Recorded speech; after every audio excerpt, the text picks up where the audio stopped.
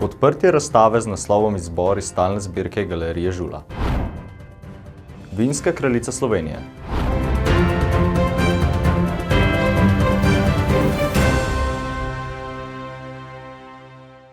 Drage gledalke in gledalci, lepo pozdravljeni v tokratni oddaji Dogodki, kjer bomo skupaj odkrivali aktualne in zanimive vsebine, ki vam bodo polepšale dan. V Galeriji Murske Sobote je potekala novinarska konferenca pred odprtjem razstave z naslovom Izbor iz stalne zbirke Galerije Žula.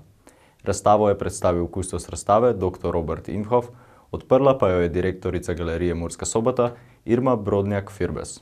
V Galeriji Murska Sobota je pred odprtjem razstave Izbor iz stalne zbirke Galerije Žula potekala novinarska konferenca. Razstavo je predstavil kustos dr. Robert Inhof, slavnostno odprtje pa je izvedla direktorica Galerije Murska Sobota Irma Brodnjak-Firbes.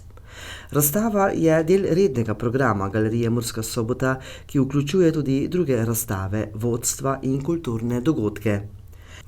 Razstava Izbor iz stalne zbirke Galerije Žula je pregled izjemne zasebne umetniške zbirke, ki velja za eno najobsežnejših in najkakovostnejših zasebnih likovnih zbirk v Sloveniji. Razstava daje vpogled v delovanje zasebnih galerij v Sloveniji ter njihov vpliv na razstavno sceno in umetnostno dediščino.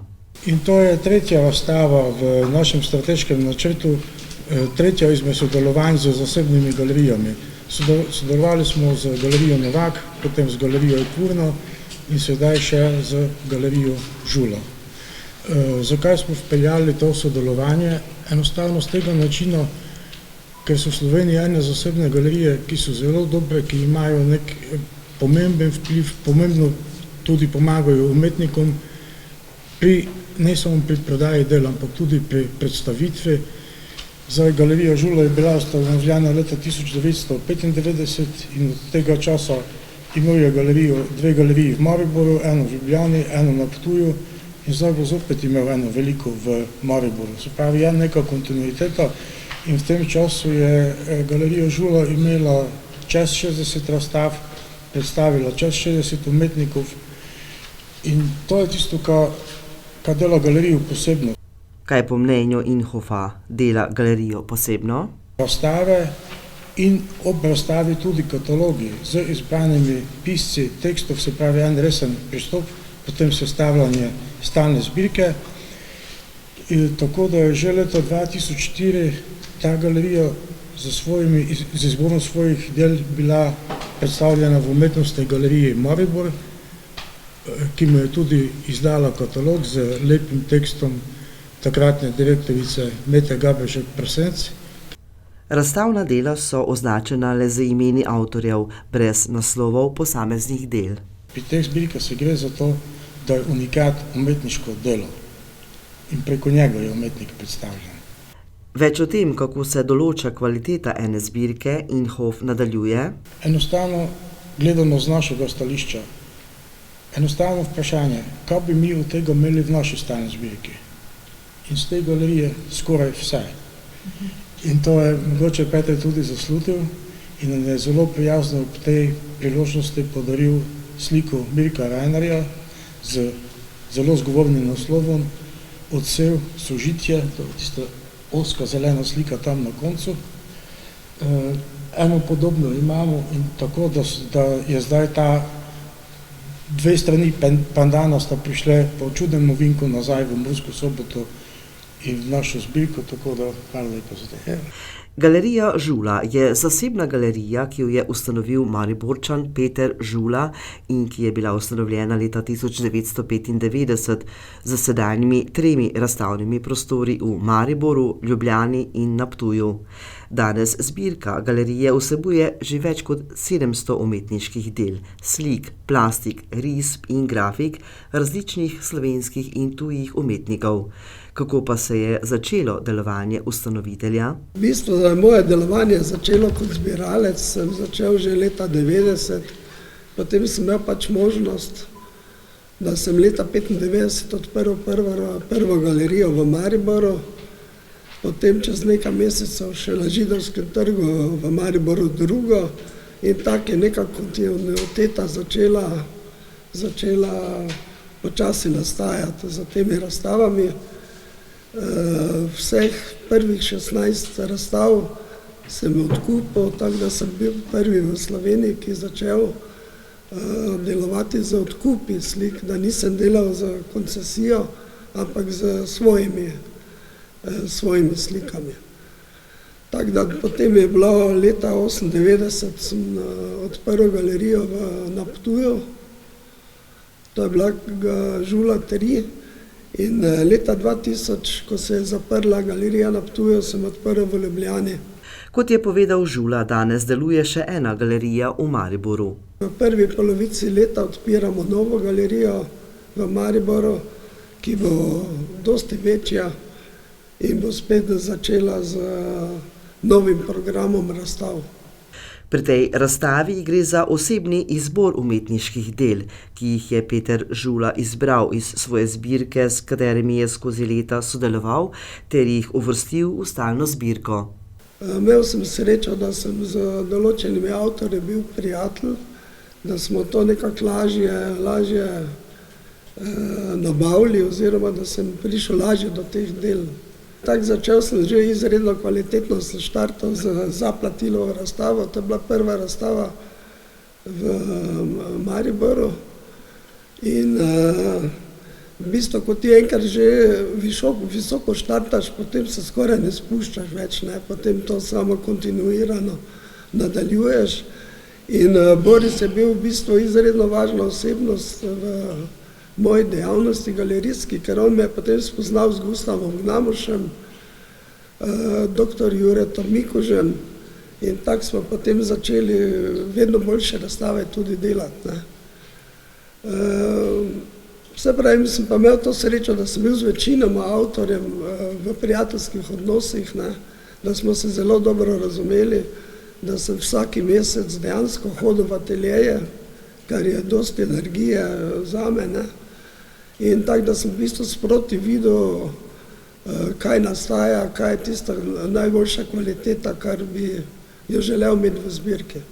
Kot je ob tem povedal Žula, je moral pri postavitvi razstave paziti tudi na prostorske omejitve. Kar se tega tiče, sem moral tukaj paziti, zato ker v Mariboru, v umetnostni galeriji v Mariboru, smo imeli predstavljene večje formate, ker je tudi večji prostor in je bilo tudi malo bolj obsežno kot tukaj. Tukaj so se prilagodili, z Robijem smo se dejansko prilagodili formatom, tako da je pač malo drugače. Obiskovalci si lahko na tej razstavi ogledajo pomembne umetniške stvaritve, ki jih sicer v pomurski regiji težje vidimo, saj prihajajo iz zasebne zbirke z bogato zgodovino. Razstava bo odprta do 26. februarja 2026. V letu 2026 bo slovenske vinorodne dežele, slovenska vina, vinogradništvo, turizem in kulturno dediščino na številnih dogodkih doma in v tujini predstavljala 29. vinska kraljica Slovenije, Nika Martinčič, ki prihaja iz Šentjerneja. Niko Martinčič je kot bodočo vinsko kraljico Slovenije v novembru 2025 izbrala komisija, ki jo Pomurski sejem, nosilec projekta, oblikuje s pomočjo predstavnikov pokroviteljev in stroke. Tako sta novo kraljico okronala ministrica za kmetijstvo, gozdarstvo in prehrano Republike Slovenije Mateja Čalušić ter predsednik uprave Pomurskega sejma Janez Erjavec, ki je nosilec institucije Vinska kraljica Slovenije. Slovesnosti v hotelu Radin v Radencih so se udeležili številni pokrovitelji in drugi visoki gosti. Prisotne je najprej pozdravil in nagovoril Janez Erjavec, predsednik uprave Pomurskega sejma. V svojem nagovoru je poudaril, da je Slovenija majhna država, a z veliko vinsko dušo. Saj se v njej zrcali globok odnos med človekom in zemljo. In ta odnos se ohranja skozi stoletja. Čeprav mu okoliščine niso vedno naklonjene, vinogradniki in vinarji vztrajajo in upam, da bodo vztrajali še dolgo. In prav ta velika ljubezen do tradicije, do naših prednikov, do znanja, ki se prenaša iz roda v rod, je razlog, da smo na Pomurskem sejmu posvečeni vinu. In to dokazujemo ne samo z ocenjevanjem vina, ampak tudi z projektom Vinska kraljica Slovenije. Erjavec je ob tem še poudaril, da so vinske kraljice nepogrešljiv člen pri vzgoji zmernih in osveščenih uživalcev vina in da je to poslanstvo odlično opravljala tudi 28. vinska kraljica Slovenije Nina Polanec. Goste je pozdravila ministrica za kmetijstvo, gozdarstvo in prehrano Republike Slovenije Mateja Čalušić. Ministrica je ob tem povedala, da tovrstni dogodek ni le slavje, temveč spoštovanje do vseh, ki ohranjajo slovensko vinogradništvo. Slovenija je vinorodna dežela izjemne raznolikosti po legi, po sortah, slogih in zgodbah. Na majhnem prostoru ustvarjamo vina, ki so prepoznana doma in vse bolj tudi v svetu. A za vsako steklenico, ki jo z veseljem odpremo, stojijo trdo delo, potrpežljivost in spoštovanje narave. Kot je ob tem še povedala ministrica, projekt Vinska kraljica že desetletja predstavlja most med tradicijo in sodobnostjo, med potrošniki in med lokalnim in nacionalnim svetom. Vinska kraljica ni zgolj ambasadorka vina, temveč tudi ambasadorka kulture, podeželja, trajnosti in slovenskega znanja. Sledil je nagovor Nine Polanec, 28. vinske kraljice Slovenije 2025, ki je slovenski vinski dvor še zadnjič nagovorila s prestola in tako povzela svoje aktivnosti v letu 2025. V katerokoli slovensko vinorodno deželo me je v tem letu ponesla pot, sem na vse vinogradnike in vinarje gledala enako. Ni me zanimalo, koliko vinogradniških površin kdo obdeluje, ne kakšna je vinska etiketa, niti to, kako je urejena njihova vinska klet. Zanimalo me je samo to, kar lahko trdim, da sem videla v očeh slehernega vinogradnika in vinarja, ki sem mu imela čas seči v roko. Ljubezen do vinograda, ljubezen do vina. Trud, požrtvovalnost, spoštovanje in zaupanje v naravo. To je tisto, kar druži vse slovenske vinogradnike in vinarje, ne glede na to, kako veliki ali majhni so. Ker za to varno pod milim nebom moraš biti vztrajen in pripravljen na nove izzive, znova in znova. Ali tako, kot mi je v tem letu dejal eden izmed mladih vinogradnikov, ki sem jih imela čas spoznati. Moj dedek je vedno govoril, če hočeš biti vinogradnik, moraš imeti vinograd rad, pa nor moraš biti. Prepričana sem, da se vsi zavedamo, za kako težek posel gre. Ravno zaradi tega sem vso leto poudarjala, kako pomembno je sodelovati. Ker ne glede na to, kaj počnemo, lahko skupaj zmoremo veliko več kot posamezniki.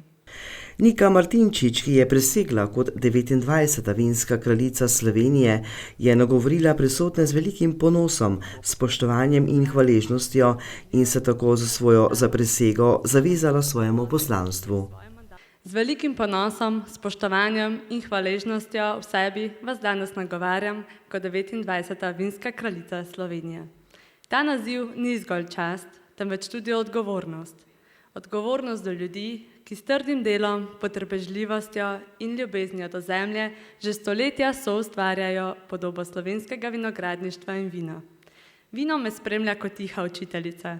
Uči me, da se dobre stvari ne zgodijo čez noč, da je za kakovost potreben čas, da narave ne moremo prehiteti, vendar jo lahko le spoštujemo. Prav te vrednote, kot so zbranost, potrpežljivost in predanost, prepoznavam kot vrednote, ki jih želim v svojem mandatu ponosno zastopati. Moje poslanstvo bo približati vino še širši publiki ljudi, ne le kot pijačo, temveč kot živilo, ki obogati druženja in posebne priložnosti v našem življenju, ki pomaga soustvarjati večere polne smeha in nepozabnih spominov, ki slovesnosti naredi še bolj svečane, živilo, ki spodbudi iskrenost in živilo, ki zares s pravim znanjem dozori v nekaj čudovitega. Želim si nagovarjati vse generacije, poznavalce in radovedneže, ki se v vinski svet morda šele podajajo, domačine in prav tako na slovenski biser popeljati onkraj naših meja. Prizadevala si bom širjenje glasu o zmernem pitju in kulturnem uživanju vina, namreč vino ni namenjeno opitosti, temveč užitku, druženju in spoštovanju. Vino je izjemen spremljevalec hrane, zato se bom trudila sodelovati in soustvariti čim več kulinaričnih popotovanj in dogodkov, ki povezujejo vino in gastronomijo. Prepričana sem, da prav v teh povezavah nastanejo najlepše zgodbe, ko se okusi dopolnjujejo, ko lokalna hrana in vino skupaj pripovedujeta zgodbo prostora. Ob zaključku svojega nagovora je Nika Martinčič, 29. vinska kraljica Slovenije, poudarila, da želi mandat zaznamovati z odprtostjo, sodelovanjem ter ohranjanjem vina kot simbola veselja, kulture, spoštovanja in skupnosti. Ob tem je še povedala, da naj nas vino še naprej povezuje, uči potrpežljivosti in zmernosti ter bogati zgodbe, ki jih skupaj ustvarjamo. V svoje občestvo so Nino Polanec sprejele njene predhodnice, vinske kraljice Slovenije, obenem pa so čestitale tudi sveže okronani prestolonaslednici Niki Martinčič. Čestitke je v imenu kraljic izrekla njihova predstavnica Maja Pečarič. Za glasbeno spremljavo je poskrbel kvintet Dori, za izbrano kulinariko pa je poskrbelo osebje zdravilišča Radenci Sava Turizem. Gledalke in gledalci, preživite lep večer. Lep pozdrav!